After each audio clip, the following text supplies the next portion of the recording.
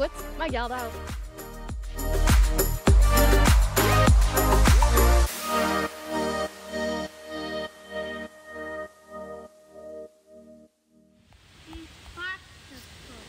Wat ben je aan het waaien? We zijn hier aan het picknicken en aan het watterdiertjes ziekje. En ga je me al wat voen? Ja. Ja, een hele prutte. Wat ga je me voorst vertellen? Ik is het wel alweer welke als het haast. Die ons straks ook. Toch? Ja, zit die er ook in? Ja. Zit die in de pot daar? Nee, die hebben we wel afletten. Ja. Oh, zo. Dan zie ons daar. Kom je vaker bij mem? Ja. Vind je het wat gezellig? Ja. En waarom is het zo gezellig bij mem hier?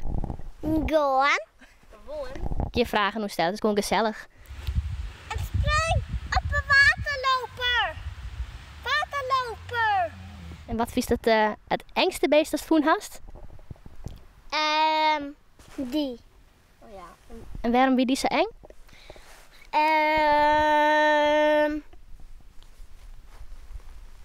Met dus zeg maar.